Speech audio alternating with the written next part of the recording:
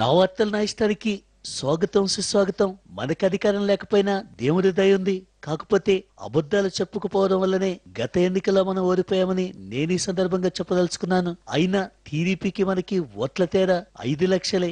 ఈసారి మనం 10 లక్షల ఓట్లు ఎక్కువ తెచ్చుకుని అధికారంలోకి వస్తామని కూడా నాకు కలలో కనిపించింది. కాబట్టి మన పార్టీ కార్యకర్తలంతా కష్టపడి పనిచేస్తే నా కల నిజం కావడం పెద్ద కష్టమేం కాదు. ఆ డీటెయిల్స్ లోకి వెళ్లే ముందు ఒక్కసారి హెడ్లైన్ చూద్దాం.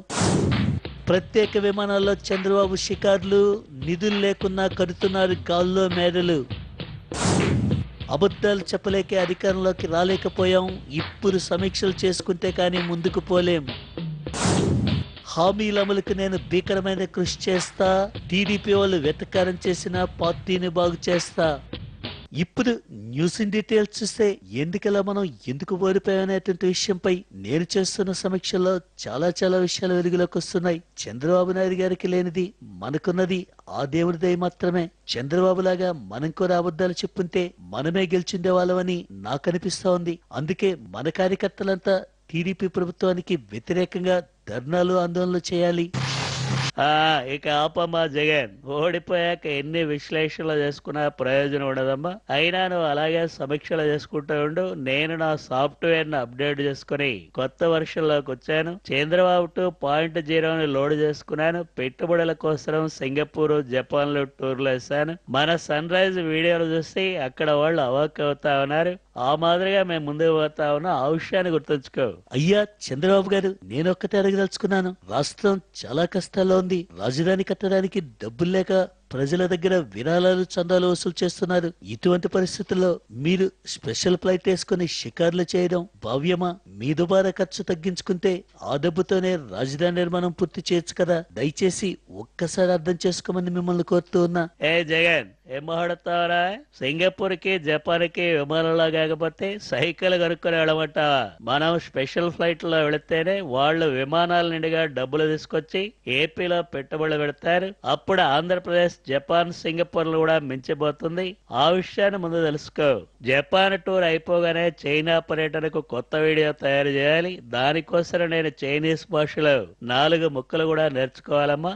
అప్పుడు నీకు చైనా భాషల్లో, జపాన్ భాషల్లో సమాధానం చెప్తాను. అది అర్థం కాక నువ్వు జుట్టు వేయకోవాల్సి ఉంటుంది. ఆ విషయాన్ని గుర్తుంచుకో. అయ్యా చంద్రబాబు గారు, హామీలు అమలు చేయమంటే గాల్లో మెడలు కడుతున్నారు, విదేశాల్లో షికార్లు చేస్తున్నారు, మనకు సింగపూర్ కథలు చెప్తూ జపాన్ సినిమాలు చూపిస్తున్నారు.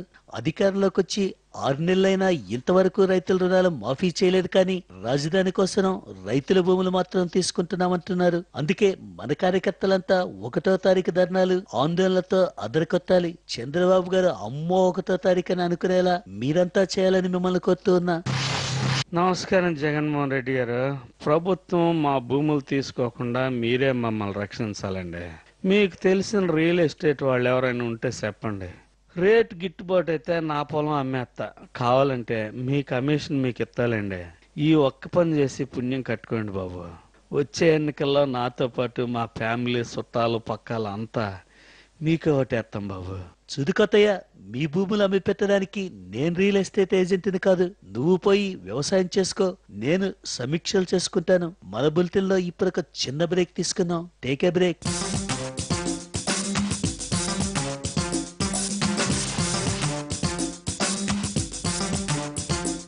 వెల్కమ్ బ్యాక్ టు నా వార్తలు నా ఇష్టం.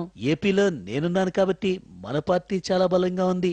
తెలంగాణలో కూడా మన పార్టీని బలోపేతం చేయడానికి షర్మిలను పంపుతున్నాను. నా ఓదార్పు మిస్ అయిన వాళ్ళందరినీ షర్మిల పరామర్శిస్తుంది. ఈ పరామర్శ యాత్రలో తెలంగాణలో మన పార్టీ పవర్ లోకి రావాలి.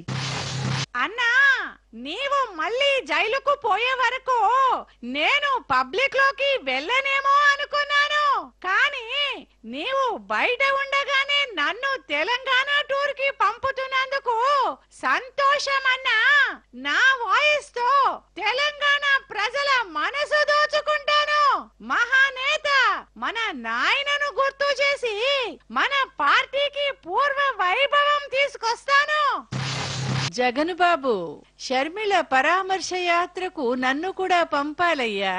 వైఎస్ రాజశేఖర్ రెడ్డి గారి లాగానే ఎన్టీఆర్ గారు కూడా 2 రాష్ట్రాల ప్రజలు అభిమానించే నాయకుడు. అందుకే ఎన్టీఆర్ గారి మరణంతో బాధపడుతున్న వాళ్ళందరినీ కూడా నేనొక్కసారి పరామర్శిస్తాను. అదే విధంగా ఒకే యాత్రలో 2 పరామర్శలు జరిగిపోతాయిగా.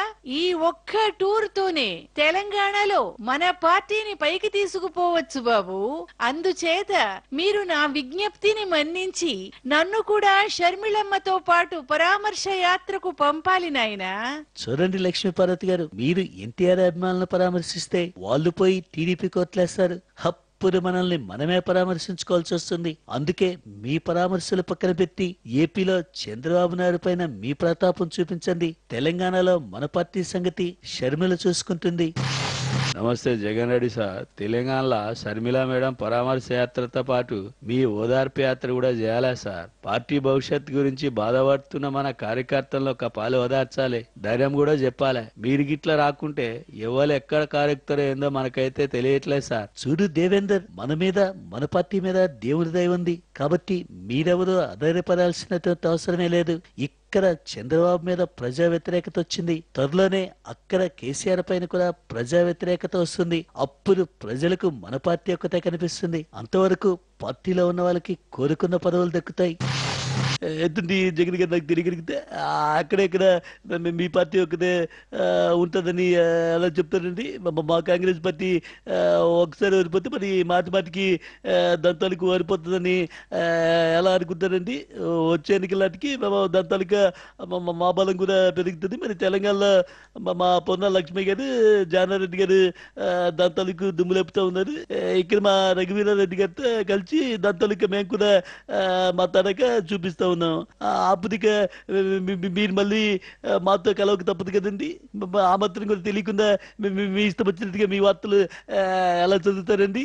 ఎత్తి నాకు తెలియగలిగితే అయ్యా, వైఎస్ఆర్ గారితోనే కాంగ్రెస్ పార్టీ అదృష్టం కూడా పోయింది. ఇక భవిష్యత్ అంతా వైఎస్ఆర్ కాంగ్రెస్ తే. మన ఫ్యూచర్ కోసం నేను మరిన్ని సమీక్షలు చేయాలి. అందుకే ఇంతటితో ఈ బులెటిన్ ముగిస్తున్నాను. జై మన సమీక్షలు, జై జై మన పరామర్శ యాత్రలు.